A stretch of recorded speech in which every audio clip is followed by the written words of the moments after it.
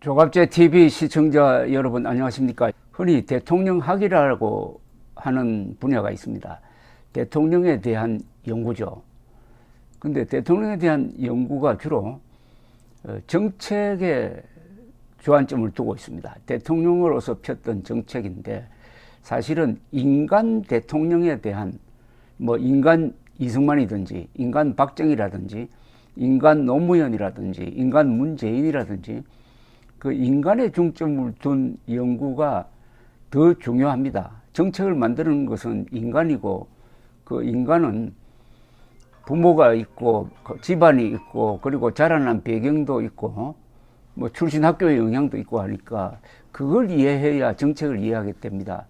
그런데 우리나라에서는 아직도 대통령제가 아직 또 뿌리를 제대로 내리지 못하고 있고 하니까 이 대통령학 중에서 인간 연구가 지금 조금 부실한 편입니다.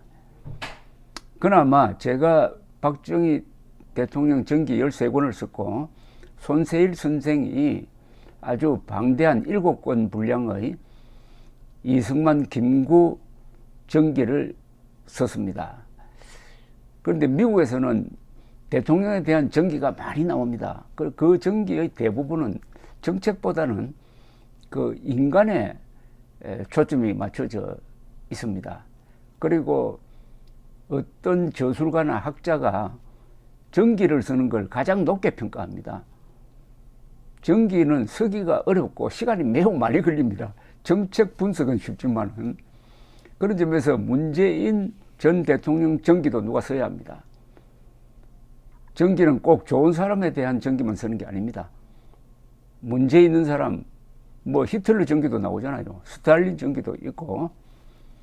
그런데 문재인 전 대통령의 이 부모, 특히 아버지에 대한 제대로 된 글이 보이지 않고 문재인 전 대통령 또한 아버지에 대해서 그냥 스쳐가듯이 이야기하고 자세하게 이야기하지 않으므로 여러 가지 추측을 하는 사람들이 많습니다. 더구나 문재인 전 대통령의 부친은 6.25 전에 흥남에서 농업개장 또는 농업과장을 했다고 합니다. 그리고 1950년 12월 24일 무렵의 흥남 철수선을 타고 거제도로 왔고 부모가 그리고 거기서 문재인 미래의 대통령을 낳았다. 이 정도로 되어 있는데 궁금한 점이 좀 있어요. 어떻게 그렇게 미국의 도움을 받고 부모가 왔는데 문재인 씨는 대통령 시절이나 그 전후에 단 한 번도, 전 단 한 번이라고 작심해서 말할 수가 있습니다. 한 번도 미국에 대해서 진정으로 감사하고 한미 동맹 그 연장선상에서의 한미일 협력 관계를 위해서 일한 모습을 한 번도 본 적이 없습니다. 그렇다면은 부모, 특히 아버지의 영향력을 좀 궁금하게 생각하게 되는 겁니다.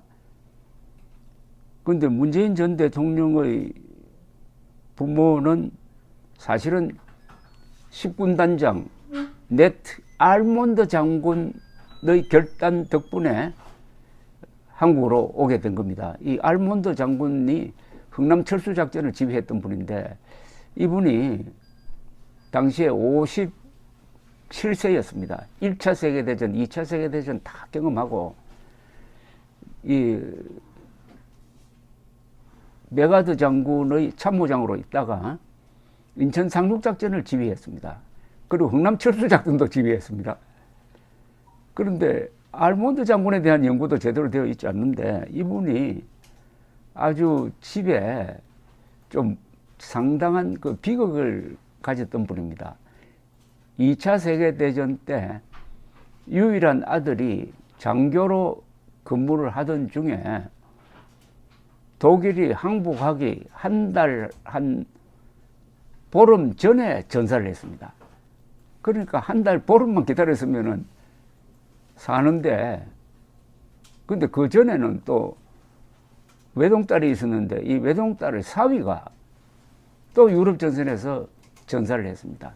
유일한 사위, 유일한 아들이 전사한 알몬드 소장이 식군단장으로서 흥남 철수작전을 지휘를 했고 10만 명의 북한 동포를 싣고 남한에 왔고 그 중에 두 사람이 문재인 씨의 부모였습니다.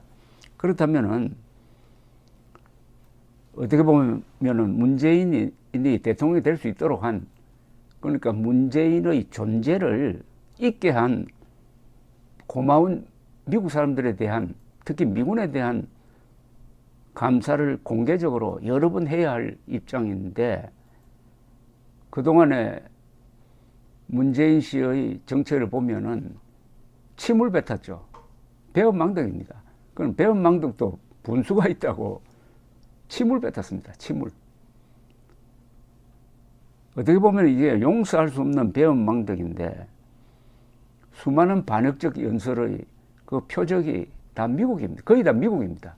이승만 국군, 경찰, 미국을 욕할 때는 좀 조심할 뿐이죠. 그런데 문재인 씨가 감사를 표시할 좋은 기회가 있었어요. 그게 언제냐 하면은 2017년 가을에 있었던 유엔 총회 연설이었습니다. 그런데 이 유엔 총회 연설에 나가서 문재인이가 한 말은 정말 속을 뒤집어 놓는 겁니다. 6.25 남침을 당했을 때 유엔군이 파병되었습니다. 미군도 유엔군의 일원이었어요. 유엔이 그때 창립된 지가 2년밖에 되지 않았습니다. 최초로 유엔군을 편성한 겁니다. 그리고 어마어마한 대규모 군대, 연인원으로 한 200만 명 됩니다. 지금까지도 그런 유엔군이 편성된 적이 없어요. 그래서 대한민국도 살았고 문재인 부모도 자유를 찾아서 한국에 온 것 아니겠습니까? 그 유엔에 가서 대통령으로서 이제 처음 연설을 하게 되는데, 그렇다면은 유엔군에 감사하는 내용이 거기 들어가서야 되는데 단 한마디도 없고 오히려 거꾸로 한국전을 공산당 시각으로 보는 그런 삐뚤어진 역사관을 피력을 했습니다. 나는 전쟁 중에 피난지에서 태어났습니다. 내전이면서 국제전이기도 했던 그 전쟁은 수많은 사람들의 삶을 파괴했습니다. 300만 명이 넘는 사람들이 목숨을 잃었고 목숨을 건진 사람들도 온전한 삶을 빼앗겼습니다. 내 아버지도 그 중의 한 사람이었습니다. 잠시 피난한다고만 생각했던 내 아버지는 끝내 고향에 돌아가지 못한 채 세상을 떠났습니다. 나 자신이 전쟁이 유린한 인권의 피해자인 이산가족입니다. 여러분, 여기에 미국에 대한 감사가 있습니까? 대한민국에 대한 감사가 있습니까? 유엔에 대한 감사가 있습니까? 하나도 없어요. 요렇게 쓴다는 게 이게 참 어려운 겁니다. 당연히 감사해야 할 자리에 가서 꼭 감사를 안 해야 되겠다는 작심을 하고 쓴 연설문입니다. 이거 우선 따져보면은 이거 완전히 공산주의자들의 시각입니다. 한국전쟁을 내전이면서 국제전이기도 했다. 내전이면서도 국제전이기도 했다. 아니, 남침전쟁인데 왜 내전을 갖다 붙입니까? 내전이라고 하면 상방이 다 잘못했다는 겁니다.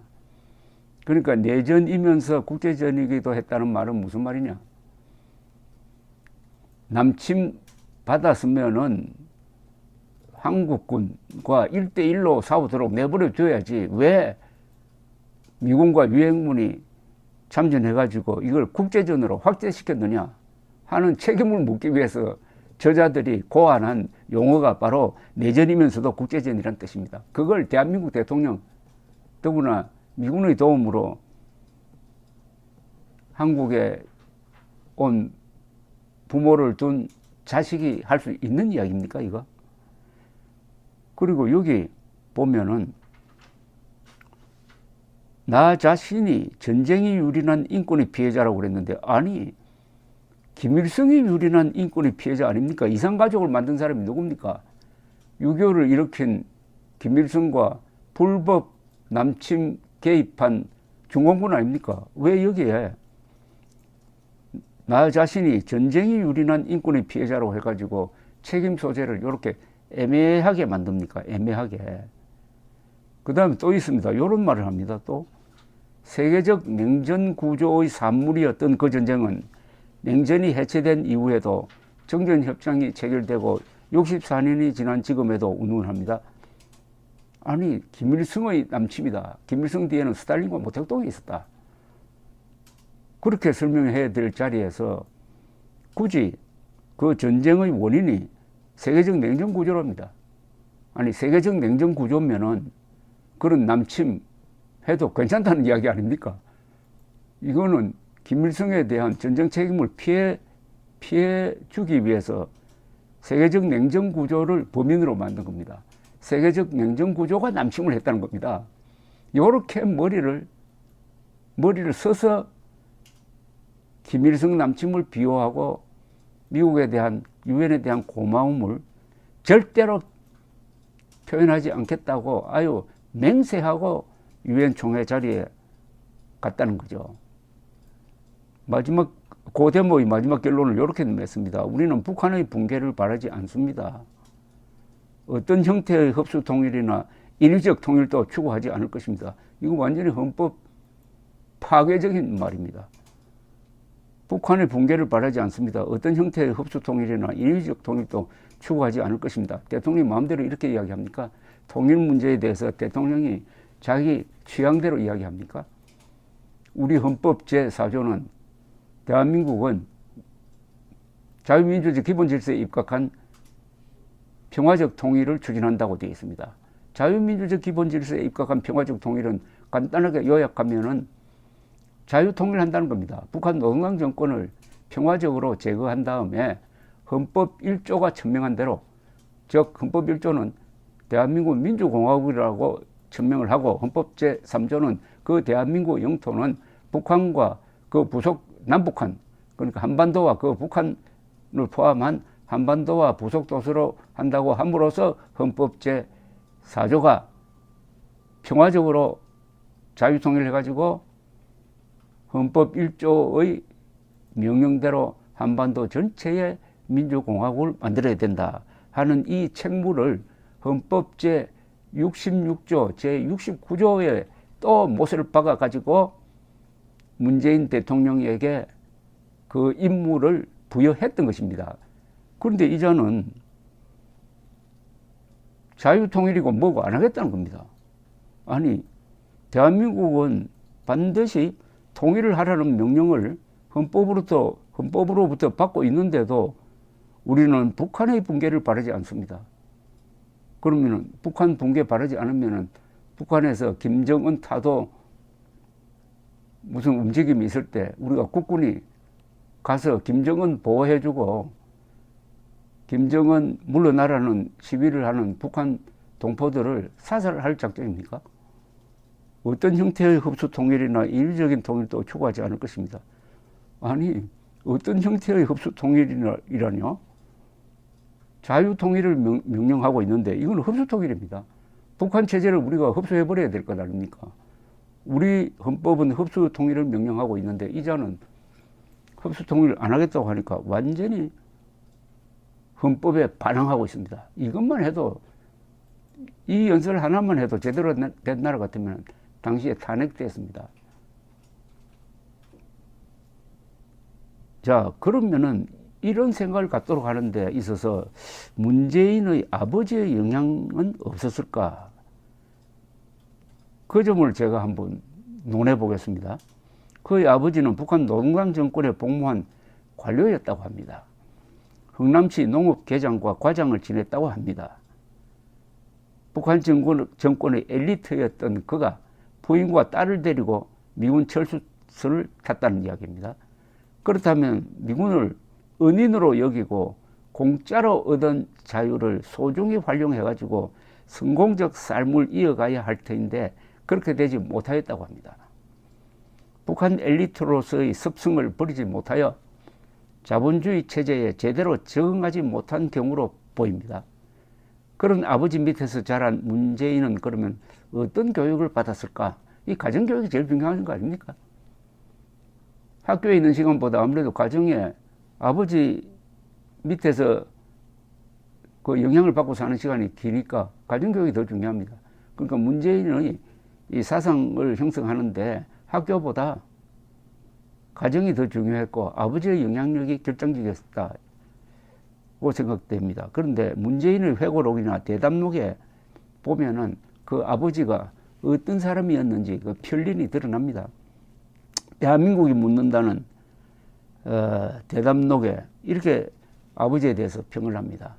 말이 없으셨던 아버지인데 세상이나 시국에 대해서는 비판적인 말씀을 많이 하셨습니다. 아주 어릴 때 한일회담에 대해 반대하시던 말씀, 그 이후에 자유당 독재나 박정희 시절 독재와 민정이양 약속 위반에 대한 비판들, 그런 말씀들이었어요. 그런데 아버지가 비판해야 할 첫째 대상은 김일성일 텐데 이승만, 박정희 비판이 우선이었다는 이야기입니다. 그리고 한일회담 반대는 이게 한미 국교 정상화 반대인데 한미 국교 정상화가 필요했던 것은 한미 동맹은 있고 미일 동맹이 있는데 한일 관계가 이게 단절되어 있으니까 미국이 보기에는 대한민국을 지키기 위한 한미일 동맹 이 체제가 제대로 작동하지 못한다. 그래서 이승만, 박정희 두 정권 시절에 미국이 제발 한일 국교 좀 정상화를 해달라 이렇게 부탁을 했고, 박정희는 경제 성장에 일본의 도움이 필요하다는 자기 나름대로의 계산도 있고 해가지고 추진했던 것이 한일회담, 즉 한일 국교 정상화인데 어떻게 된 판인지 문재인 씨의 아버지는 한일회담 반대를 했답니다. 놀라운 사실입니다.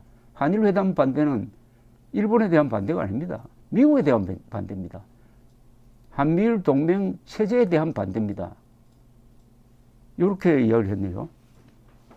이웃집에 대학생이 있었는데 한일회담 때 데모도 하고 그랬던 형이었어요. 그 형이 한 번씩 제 아버지를 찾아와서 이런저런 대화를 하다 가곤 했습니다. 아버지는 그 형한테 왜 우리가 한일회담을 반대해야 하는지 쭉 설명해 주기도 했죠. 박정희 정부의 경제정책이 왜 잘못됐는지를 말해 주기도 하고요. 지금 이걸 지금 문재인 씨는 대통령에 출마하기 전에 지금 자랑스럽게 하고 있습니다. 그거 좀 이상하지 않습니까? 그러니까 문재인 씨 아버지는 대학생에게 완전히 틀린 정보를 심어준 것으로 보입니다. 아마 한일회담 반대 데모 열심히 하라고 이렇게 부추긴 것 같아요. 그런데 역사적으로 보면 한일 국교 정상화도 경제개발도 성공했는데 학생에게 이를 반대를 하라고 선동한 셈이니까 문재인 씨 아버지는 조금 이상합니다. 아니, 김일성 세상을 경험한 사람은 거의가 박정희 근대화를 지지했습니다. 그런 점에서 문재인 씨 아버지는 좀 특이합니다.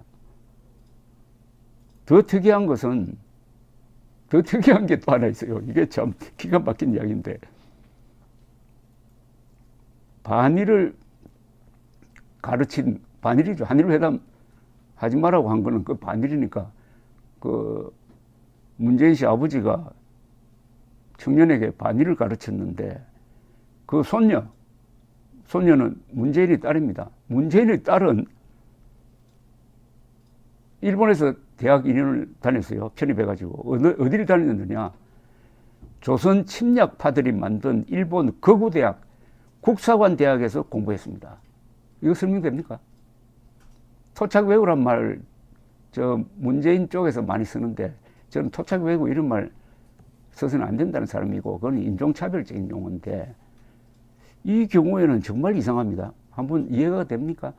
문재인의 아버지도 반일 성향이 뚜렷한 사람인데 그 딸은 어떻게 해가지고 극우대학, 이건 족보가 있는 극우대학입니다.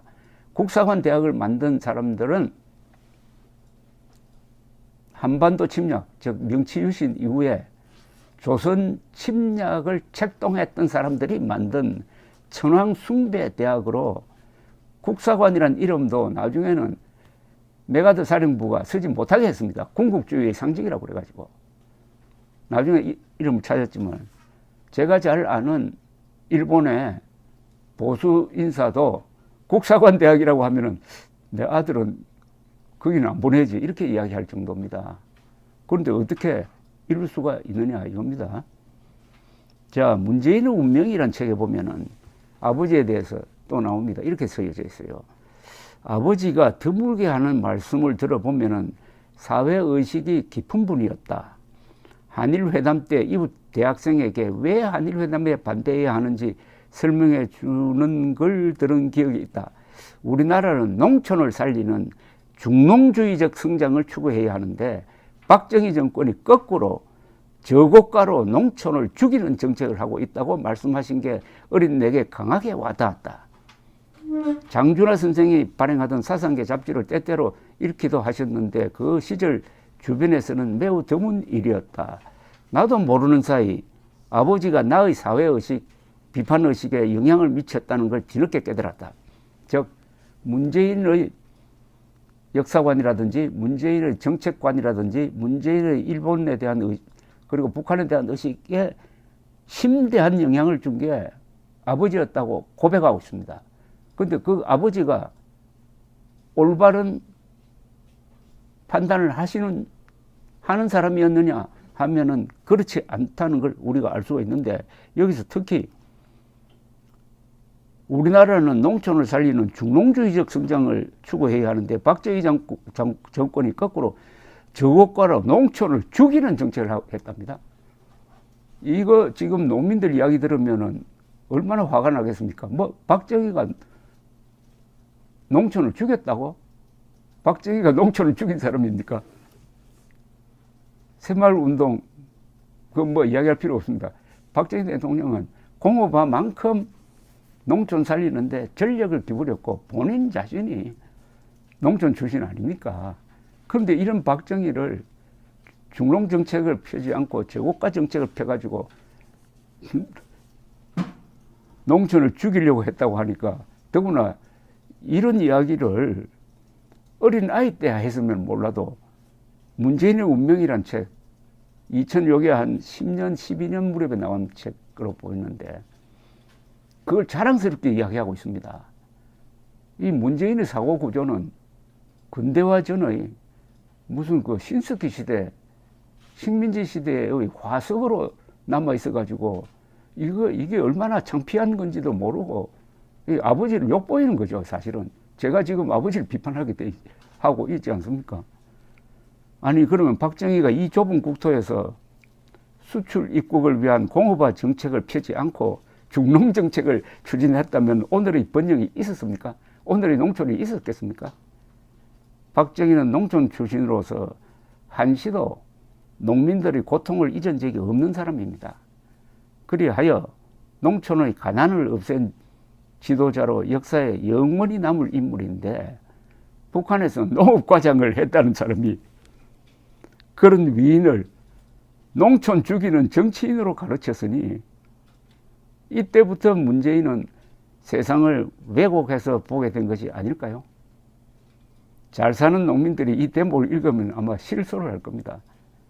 저고가 정책은 이승만 정부 시절부터 유지되었는데 농촌을 죽이려 한 게 아니고 물가 상승과 노동자의 임금 인상 요인을 줄여가지고 수출 경쟁력을 유지하기 위한 불가피한 조치였습니다. 박정희는 농민 소득 향상을 통해서 저고가로 손해본 것의 몇십 배를 보상해가지고 가난의 문제를 영구적으로 해결한 사람입니다. 이런 사정에도 불구하고 저고가 정책 그 하나에만 딱 집착을 해가지고 박정희를 비판한 문재인의 아버지, 참 이상합니다. 다만 북한 농업을 망쳐가지고 이밥에 고기국 타령만 했던 김일성에 대한 비판이 없었다는 게 더 이상하고요. 그러니까 이게 이분이 과연 농업 개장했는지 농업 과장을 했는지 하는 것도 조금 의아해 하도록 만드는 겁니다. 근데 그 뒤에 제가 조금 자료를 붙여놓겠습니다. 한국은 박정희 소장이 군사혁명을 일으켜서 본격적인 산업화에 착수하기 전에는 국민의 과반수가 농업에 종사하는 사실상 농업국가였습니다. 근데 농업국가에서 가장 중요한 지표는 1헥타르당, 1헥타르는 100R죠. 1R는 100평방미터입니다. 1헥타르당 살수확량입니다. 대한제국 말기에는 일제시대가 끝나는, 그러니까 대한제국 말기에서 일제시대가 끝나는 시기까지 한국은 헥타르당 살수확량이 1.14톤에서 1.63톤을 오고 갔습니다. 이 시기 일본은 면적당 쌀수확량이 늘 한국의 2배가량이나 되었습니다. 그런데 이 한국의 쌀수확량이 급증한 것은 박정희 정부가 적극적으로 농촌진흥정책을 쓴 1960년대 중반부터입니다. 1966년에서 1970년 사이 평균 헥타르당 쌀수확량은 3.14톤으로 늘었습니다. 일제시대의 2배로 늘었어요. 그러다가 박정희 대통령 말기, 즉 1975년에서 79년 사이에는 평균 헥타르당 쌀 수확량은 4.46톤으로서 같은 시기 일본 농촌의 4.25톤을 능가합니다. 이거는 한국 농업 사상 획기적인 일이었습니다. 이걸 추진했던 박정희를 농촌을 죽이려 했던 사람이라고 생각하는 사람이 대한민국 대통령이 되었다는 게 끔찍하지 않습니까? 그러니까 이 좌익들은 문재인 아버지처럼 1960년대 박정희 대통령이 공업화 정책에 집중해가지고 농촌을 피폐하게 만들었다고 거짓말합니다. 아니, 대한민국 발전할 때 도시만 발전하고 농촌은 그러면 낙후되어 있었습니까? 같이 발전한 것 아닙니까? 같이. 이 천재교육 발간 고등학교 한국사 교과서 379페이지에는 이렇게 적혀 있어요. 1960년대 말의 농촌은 절대적으로 낙후되어 있었고 상대적 박탈감이 점점 커져가는 상황이었다. 이거 혹시 이거 문재인 아버지가 쓴 것 아닌가 하는 생각이 들 정도입니다. 이런 동떨어진 이야기. 1960년대의 농촌은 한국 역사상 그 어느 때보다도 활기차 있었습니다. 그리고 도시로 떠날 사람은 떠나고 거기서 여공으로 취업을 해가지고 돈벌이 해가지고 고향으로 보내고 농촌과 도시가 같이 발전했고 70년대에 들어가면 박정희 대통령이 새마을 운동을 농촌에서부터 시작하고 그걸 다시 도시로 옮겨가지고 공장 새마을 운동하고 그리고 1970년대에는 농촌 새마을 운동을 할 때 각 마을에 새마을 지도자가 나오고 새마을 지도자의 반이 여성이었습니다. 여성 해방의 현장이 바로 약동하던 1960년대, 70년대의 농촌의 모습이었는데 문재인 씨의 이 부친의 눈에 비친 농촌은 아마 북한보다 어두운 농촌이었던 듯 합니다. 이런 아버지 밑에서 자란 문재인 씨가 대한민국 대통령이 된 것이 이게 다행인지 불행인지 역사가 아마 시간이 좀 지나야 이게 판단을 하게 될 것 같습니다. 감사합니다.